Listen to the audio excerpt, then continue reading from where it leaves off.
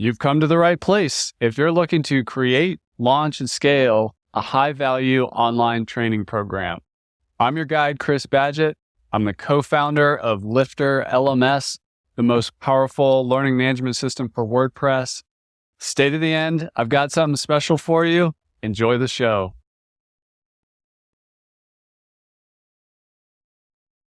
Hello and welcome back to another episode of LMS Cast. I'm joined by a special guest. Her name is Sarah Noel Block. You can find her at sarahnoelblock.com.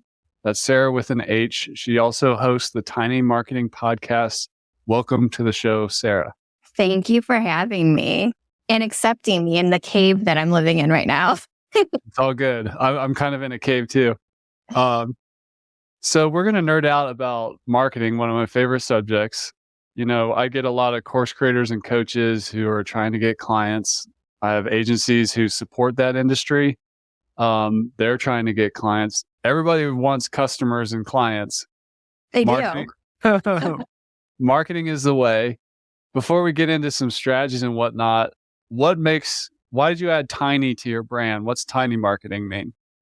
Yeah, so I'll go to my superhero origin story. And I started off as a one-person marketing department for a 7-company group. So I had to learn how to market when I had no resources, no budget. And that's who I support now. I use the frameworks I learned then when I was in the trenches to help them figure out how to market in the most streamlined way that still works. Tiny teams. That's awesome. Yeah, so you don't have to have a giant budget and a giant team to do effective marketing. That's what you're saying. No, and I've actually worked, when I'm partnering with agencies, I've worked with giant companies, international billion-dollar companies, and I feel so much more comfortable when my resources are restricted. That's my comfort zone. I like scrappy. Awesome. Well, marketing, there's a lot of pieces to it, and you're obviously good at a lot of different parts of it. For a course creator type person who's, let's say they're new, they're just starting to build an audience, they've got their first course ready to go. Where do we start figuring out marketing, especially if we have no background in it? What do we do first? Yeah, who's your person? Who is it that you're selling to? So the first thing you should be thinking about is, this is the problem that I'm solving. And who the heck needs that? Just really narrow it down, and that will make marketing so much easier if you know exactly who has this problem consistently.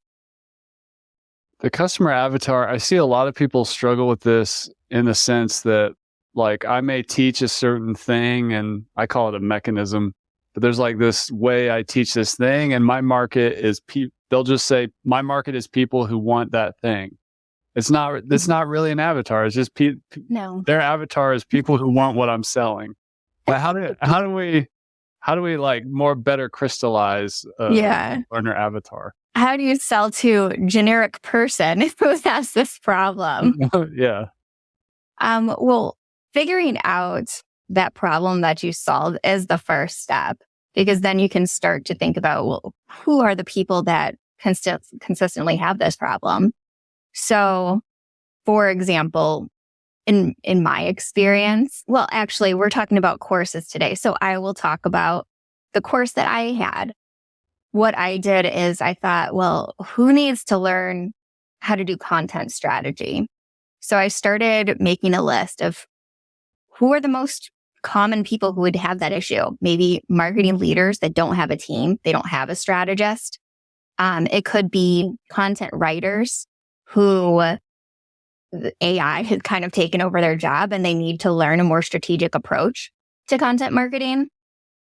So I made a list of all the people who have my problem, and then I did a beta test, and I sold to them just very generically because it was a beta. I was figuring out who actually cared about this. And it turned out it was business owners that have solo entrepreneurs that don't have any team that were the most interested in learning how to create a content marketing strategy. But doing that beta test is a great way to figure out who did I enjoy working with, who was received the most from that, And then you can start narrowing it down, and it will be so much easier to sell once you do that. But a beta test is always helpful. How do you beta test? Like, let's say I sell meditation. I train people in mindfulness and meditation as an example. And maybe there's like stressed out parents, maybe there's entrepreneurs, maybe there's vets coming back from the military. Like how if we have these three very different groups, how would we do a beta test? Yeah, I would start off with creating a masterclass or a webinar around the challenges that they are experiencing and keep it high level. These are the challenges you're experiencing. This is how to solve it, and see who signs up for that. Put it out on advertising, put it out to your email list. Oh, and your email list is obviously the easiest place to sell. So who's on there that would make sense to sell to?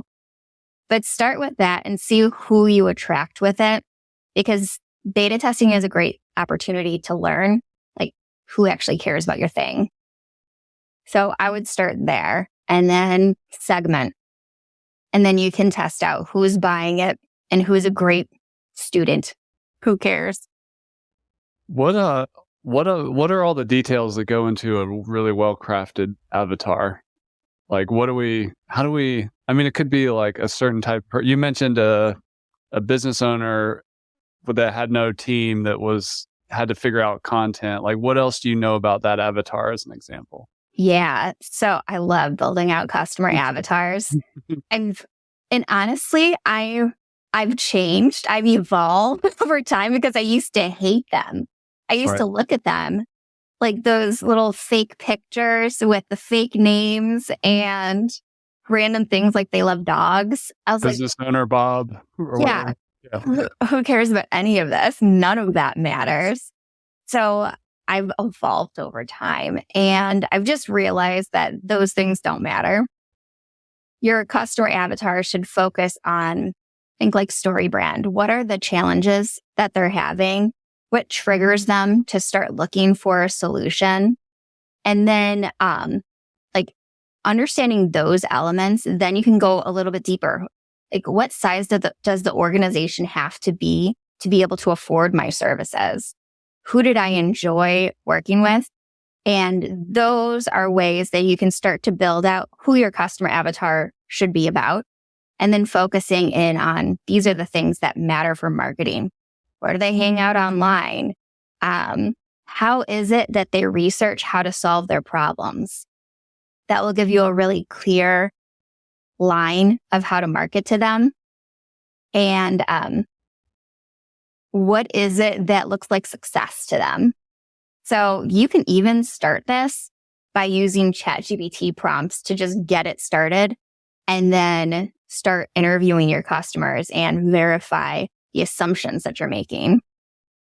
That's awesome. I have actually experimented with ChatGPT for Avatar, and it is quite a helpful resource. It's not I wouldn't count on it 100%, but it'll definitely give you a solid first draft to start with. Yeah, it gives you a great assumption customer avatar, but then you need to verify those things.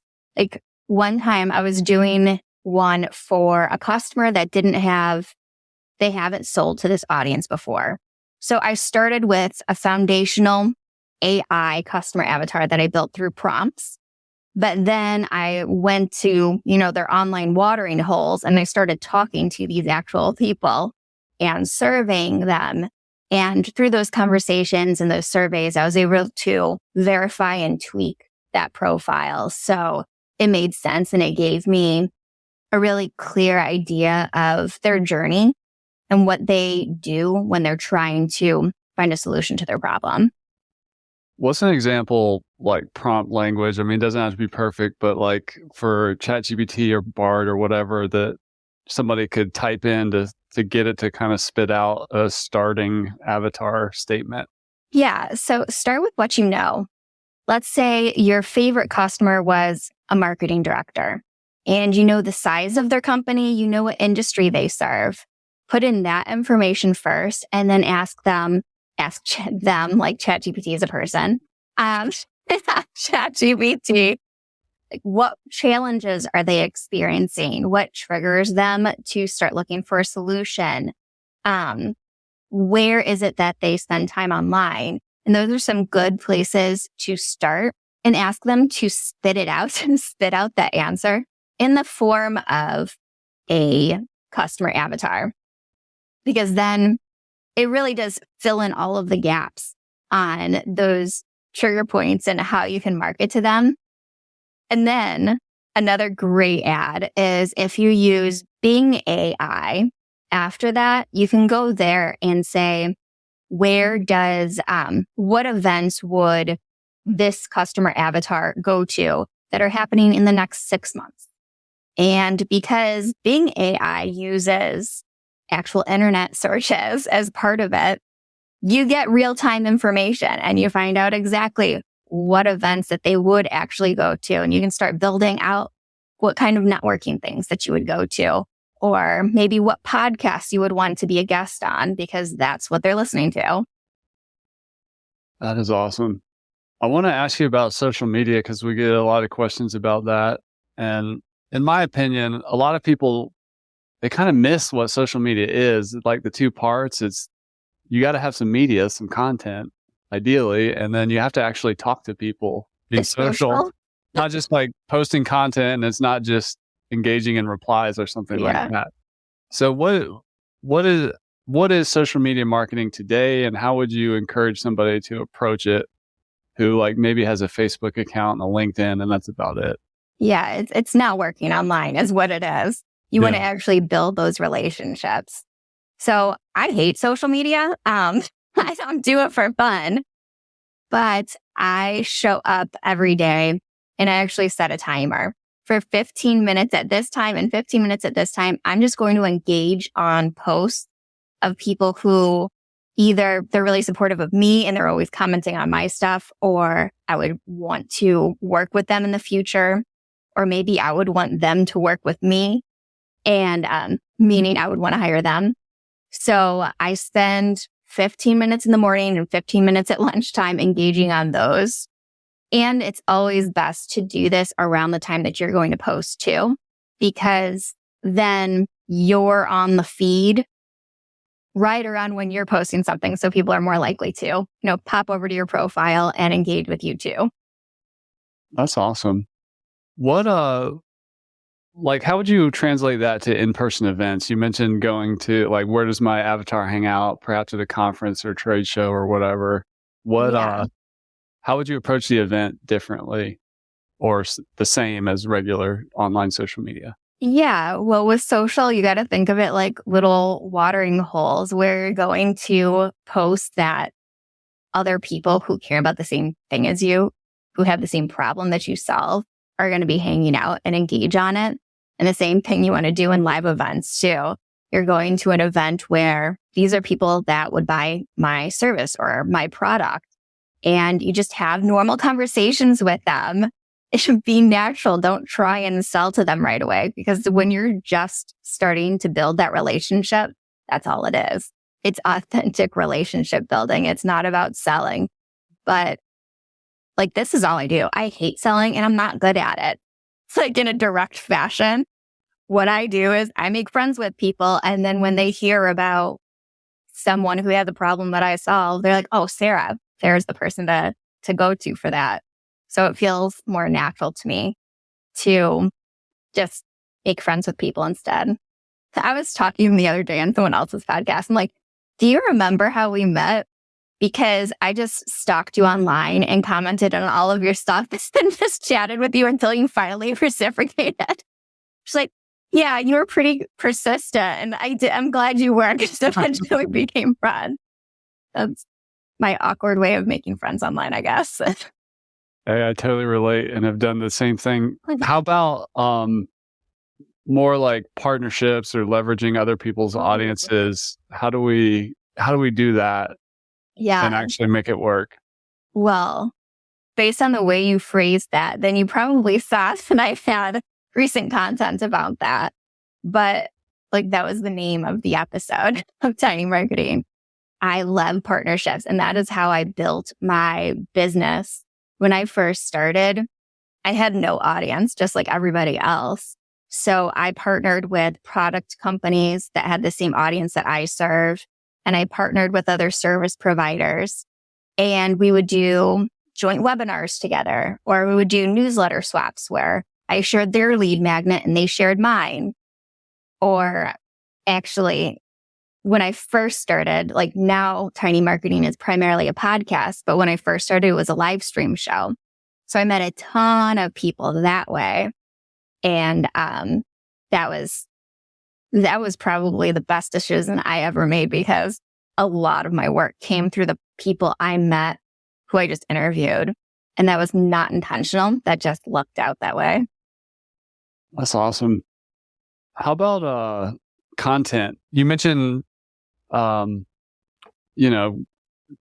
sharing content on social media and posting at certain times and stuff, but how do we actually come up with a content strategy and avoid the burnout for our avatar and actually create the stuff?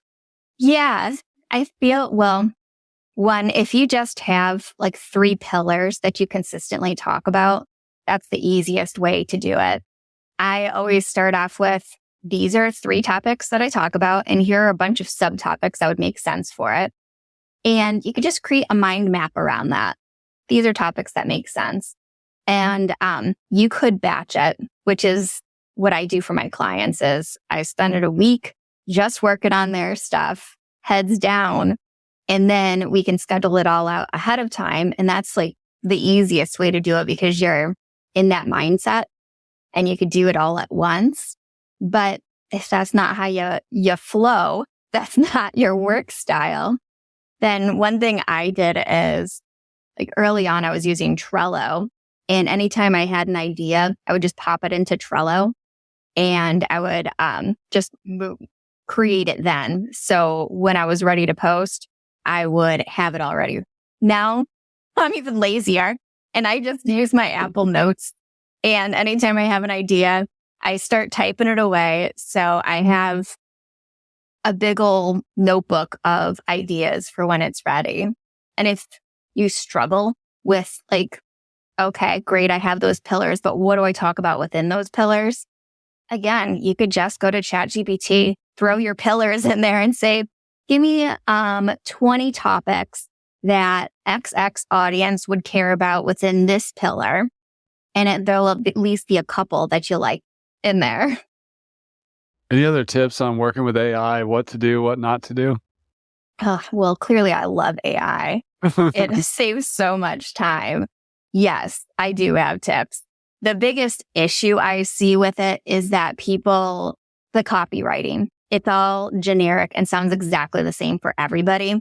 So if you use it for copywriting, I haven't seen great stuff from that. So if you are not a writer and you want to do that, that's cool. But go to the hooks and the closes every single time and make sure that it is an actual hook that you would say, and read through it. Look for your voice. Make sure it's there. Make sure you have a good closer that's not some read this post, blah, blah, blah. Instead, have it more personalized. And then I think it works. If you do a lot of editing to make it sound like you, because you don't want to sound like everyone else. But in my to-do category, one thing I love to do is I do a lot of copy for my clients. And so I will write it out, and then I'll ask ChatGPT to grade me. I'll put it in there and I'll say, this is meant for this audience, and I want them to take this action. What should I do to improve it? And what do you like about it? Because I need a little compliment from my AI. It gives me really, really good advice. So it's almost like having a beta reader or a secondary editor on your work.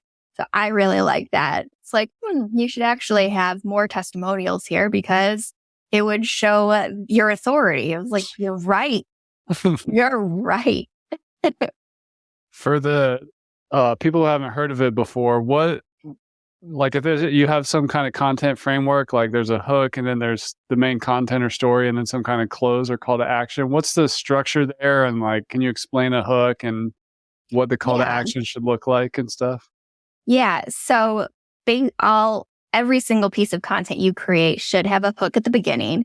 And that is something that draws the audience in. So it could be a question, a bold statement that might push people the wrong way, but push the right people the right way. Or like some interesting fact or statistic, something that draws people in. And that's the hook. That's what gets people excited. It could be a story too. And then the body of your content would be the meat. It is what you're teaching, just a little snapshot of your lesson that you're teaching. And then the close will give them some sort of action to take. So on social media, it works best if you do your close in like a PS, and then the action. If you want to read more about this, or if you want to listen to the whole episode, the link is in comment. Or PS, if you like this, then you would love this workshop that I'm putting on, and blah, blah, blah, whatever action you want them to take next. Awesome. And what do you recommend? Like, what would you recommend for a course creator or coach for a lead magnet, one, and then number two, some kind of sales conversion event to like close the sale, number two? Yeah. Yeah. So I have found with courses that video content as a lead magnet works best, some sort of masterclass or a webinar. If you're just starting out, I love a live webinar, because that is the only type of content that I can think of that can pull people in as a top of funnel lead and bring them all the way through to a sale within 30 minutes.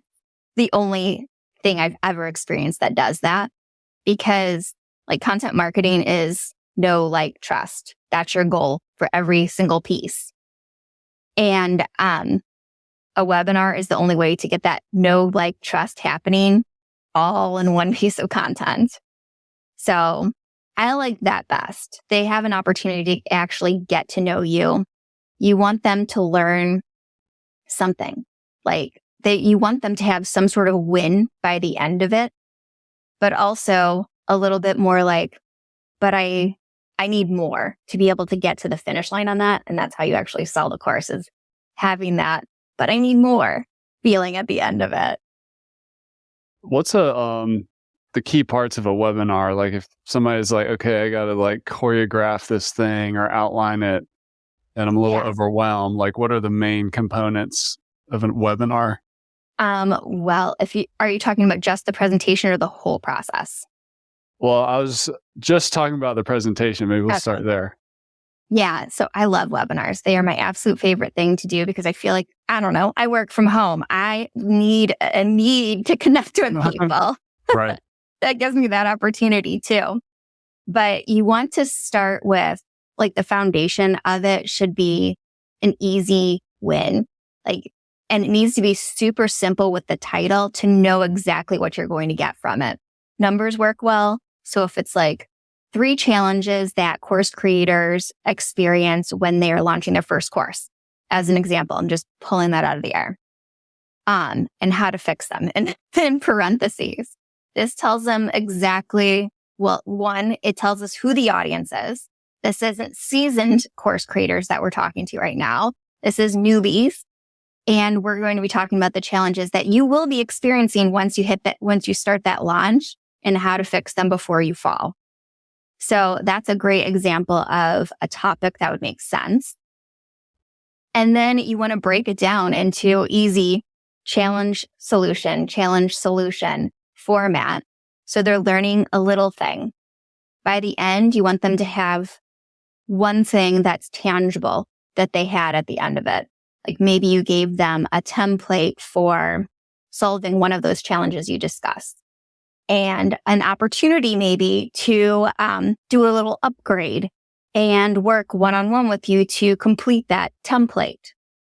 And then at the end of it, you'll want to make sure that you save that time to be able to actually pitch the course and tell them how they can get the rest of the solution. That would be the basic framework. And I would keep it within 30 minutes if possible, because people have limited time and brain ability to stay with you.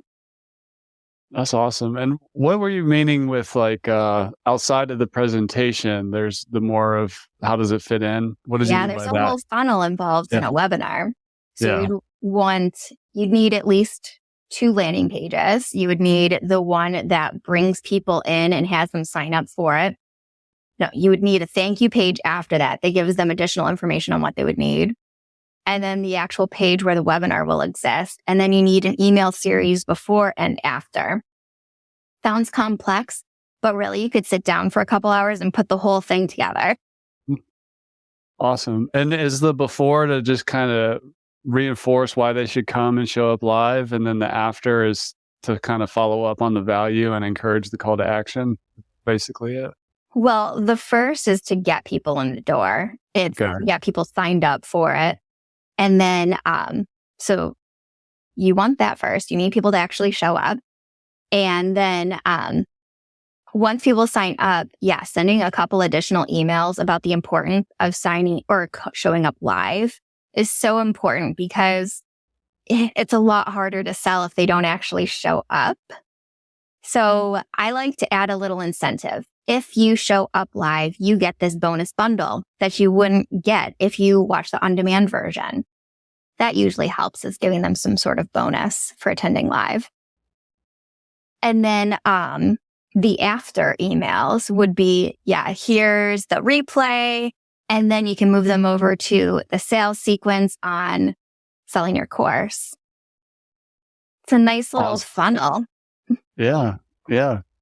And you mentioned copywriting, and for people that aren't, trained as copywriters or haven't invested the time, I think some people get kind of scared by it. How would what tips would you give to ease somebody into copywriting and help them get started? Like, what should they focus on first to develop their copy to increase their marketing value? Yeah. So if we're talking course creators and what they would need to do first to copyright for themselves, I would start with frameworks, because courses, all of the copy that you need is very framework based. You're sending very similar emails in the sales sequence. You need to talk about the same sequence of things on the landing page, the sales page. So starting with frameworks will make it so much easier. And just keep your voice active. That's the biggest annoyance that I see when copywriters are using a lot of passive voice. And then make sure your headlines really pop, because people are scanners. So as long as your headlines are really good, then you will keep them engaged and pulled through on that sales page. And you don't need a ton of copy. If you just have short sentences and short paragraphs that are talking about the important things, the things within that framework, then that will work just fine. You don't need to be a brilliant copywriter. If somebody's putting together a course landing page or sales page, what are some of those key pieces in the framework of a decent sales page to focus on? Like, what are the components? Yeah, I was actually writing a sales page this morning, so I'm going to try and fast forward in time to what I was doing with that. So the first thing is like a eye-catching headliner that talks about the problem that you're solving. And then the subheader should be the transformation that you're promising. Those are the first 2 things that you want to talk about. And then give plenty of buttons to be able to move straight towards the purchase on there. You want to include the challenges that they are experiencing, what their life could look like. I like to do this in bullets. So bullets, these are the challenges that you'd be experiencing. Bullets after that, this is what your life could look like once you have solved those challenges. You want to make sure to have, who is this right for? So your customer avatar that we were talking about at the beginning of this conversation, put all of those pieces in the who is this right for? Just bulleted list. And then who is this wrong for? Which is important, because you want to attract, but you want to repel. You're not selling to everyone. So put in the people that you don't want buying the course. Now, I'm not saying, Jack, I don't want you buying the course. I'm saying, hey, this course is actually meant for entrepreneurs, solo entrepreneurs. It's not meant for enterprise. At that level, this isn't what you would need. Something like that. So, and we're back with Sarah Block from the Tiny Marketing Podcast for part 2 of the episode. We had a little technical difficulty, but we are back, and we're going to keep this marketing conversation going for course creators and agencies. Sarah, you mentioned on your site that you're very cognizant of doing marketing without burning out. mm-hmm. What causes people to burn out when doing marketing for their courses or their agency, and how can they avoid that? Yeah. Well, I have 100% experienced burnout before. And in my experience, it's always been because I didn't know exactly what I was doing. I didn't have a plan. So I was trying a little bit of everything, and I was doing a lot of testing, and that really burned me out because I was like, I'm just going to try these things and see if they work. So what works best for me to avoid out is having that strategy in place, a plan in place, and breaking it down into quarterly tasks. This is what I need to do to move the needle and meet these goals. And then it feels really tangible. Like, I can do that. This I can do. And then I just set up batching. I set up batching times to do it. And I even do that really with my client work. I set up intensives for them. So I'm batching all of their work, and I batch my own. Like, this week is reserved for Sarah stuff. This is operations and marketing week. And then I'll batch all of my marketing then. And that really helps. But also just having a system in place is a great way to avoid burnout. If you have your project management tool and your automation set up, like if you do let's say you have a podcast, for example, the same tasks are involved in every single podcast. Set up the template so you can automatically have all of those things set up in your project management tool, assigned to the right people. The due dates are correct. You can do that all in your project management tool. It saves you so much time, makes it a lot easier.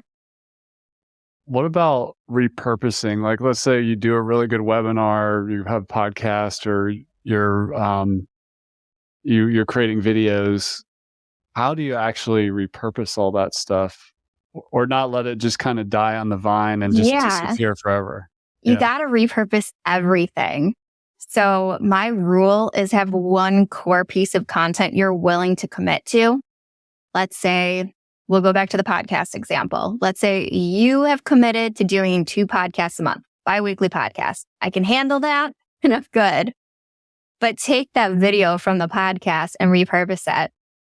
You can use tools like Descript, which will be super easy because you can take little sound bites and create social media graphics from it.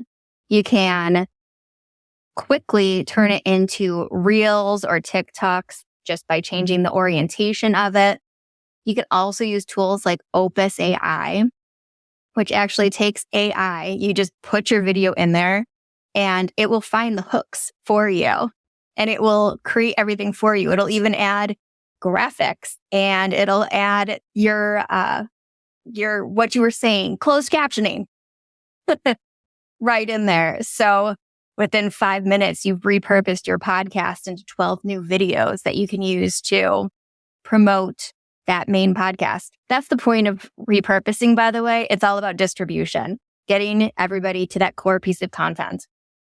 That's awesome. And you said Opus AI, that's OPUS.ai, is that right? OPUS, yes. Mm-hmm. Cool. Yeah, I was just pulling it out. So many AI tools out there. It's so awesome. Oh my gosh. And trust me, I am a chronic beta tester where I have tested them all. Well, so on that note, what are some of your favorites? Like, what do you use? Toasty AI, I love. So I've tested a lot of AI around podcasting because, well, that's my core piece of content and I want to do it as quickly as possible. So I'll take my podcast and I'll put it in there, and it will create an article in my voice from Like the a blog content on post? there. Yeah, it's good. Okay. It's good. It will create the show notes page for me. It'll create social media posts for me. And it also has like a ChatGPT function where you can ask it to do additional things. So, I forgot the best part, the timestamps and highlights. It'll tell you the timestamps and highlights that you should put in your show notes page. And it'll also give you the transcript for your podcast. And it takes like 5 minutes. Wow. That's really impressive. That one's my favorite of the podcasting repurposing AI. That's toastyai.com. Any other AI tools you love? There is another one I love. It's Pod something. I have to look it up. But so I don't like it as much as Toasty. But the thing that it does that Toasty doesn't do is it finds all of the resources that you mentioned in the podcast, Right. which is really helpful because I'm always like, what? Sometimes I'm like, because I batch record my episodes, I'll record an episode in January and it doesn't go live until August. I'm like, what was in there? What resources did we mention? And that tool, I think it's Podbean. I'll have to look it up. But that tool finds the resources that you mentioned. And then earlier I was talking about Bing AI, which is totally different world than ChatGPT because it'll do internet searches. So all of the information is researched that you get from it. So I really like that. That's awesome. Well, tell us, if people want to connect with you, tell us more about your podcast show. And then if people want to work with you on marketing, what does that look like and where should they go? Yeah. So my podcast is the Tiny Marketing Show, and it's everywhere that you're listening to podcasts. And you can go to sarahnoelblock.com to work with me. If you reached out to me, then you would find out the first thing that we do is we work on a workshop together to build out your brand messaging on a page so we can get started there. And then next up is your strategic story, where we build out your entire strategy and the execution plan. So I don't leave you high and dry. With your strategy collected dust on your drive, you actually get execution too. Wow, that's awesome. So that's sarahnoelblock.com. Check out the Tiny Marketing Podcast. Sarah, thanks for coming on the show. Thank you for adding so much value on this episode. We really appreciate it. And we'll have to do this again sometime. Thank you. Yes. Thank you. And that's a wrap for this episode of LMS Cast. Did you enjoy that episode? Tell your friends and be sure to subscribe so you don't miss the next episode. And I've got a gift for you over at LifterLMS.com/gift. Go to LifterLMS.com/gift. Keep learning, keep taking action, and I'll see you in the next episode.